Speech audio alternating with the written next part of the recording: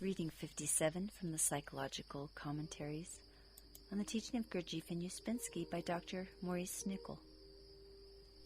Great Amwell House, December 14th, 1946. Our Psychological Country.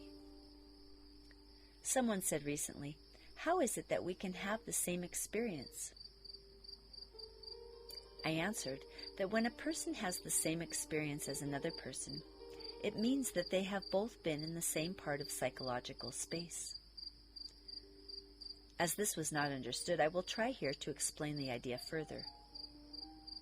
It is well known that in respect to books having a mystical quality, as it is called, that is, containing bee influences, however ancient, we find many similar ideas and experiences.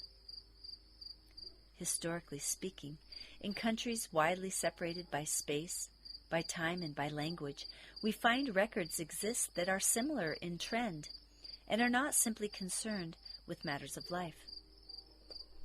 It might be said that most ancient manuscripts are of this kind. Whether this is so or not, it is not surprising if it is so, since all literature started from the conscious circle of humanity and, passing into the world, became bee influences. The reason for this is that the level of mechanical man is such that sea influences, or direct conscious teaching, cannot be grasped. So only a distortion of real teaching is possible in written form, and either or, yes or no, substituted for the new mind of third force that lies between the opposites, namely the mind that can think in terms of yes and no, and is not chained to the opposites of is it true or is it not true? The ordinary mind is, of course, formatory center, which is third force blind, and only creates disturbances. In life, in physical space, we visit the same houses, the same places, provided we actually go to them. Paris, Brighton, and so on. It is the same with psychological space, but psychological space is not visited by the physical body, but by the mind, the emotions, and the sensations, that is, via the senses, via the centers. This invisible world is as real as, and becomes far more real than, physical space. So I have taught you in commentaries about the idea of your having a psychological country. Where are you now in that country? For although you are in the same place in a physical sense, say in 5 Heathrow, Northwest 12, you can be in a vast number of different places in your psychological space, in your psychological country. And it is where you are in that psychological country that begins to matter so very much as you realize what the work teaches. The work is about your inwardness, where you are inwardly, namely, in this great inner country onto which centers open. The work expresses this idea by speaking about centers and different parts of centers.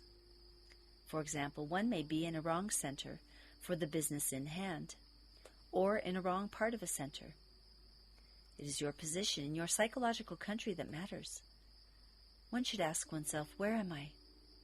And this question does not relate to outer sense-given space, but to that inner space of which only self-observation can make you conscious.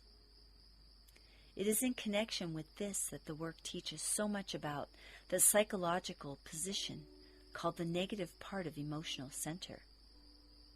This inner psychological invisible country in which we really live our lives has good and bad places. It has in it heaven, hell, and an intermediate place. When we are in the negative part of emotional center, we are inwardly in hell, or at the mouth of hell. And if we identify, if we consent, if we make internal accounts, if we have no idea of canceling them, and neither realize where we are internally, nor know what we have to do, namely, especially remember ourselves, then we have no second body, no inner intelligent sense of our direction in this inward spiritual world, and fall into every ditch, never understanding that the work is to teach us where we are internally. In these different localities in inward space, we will get what is there. In slums, we will be knocked on the head.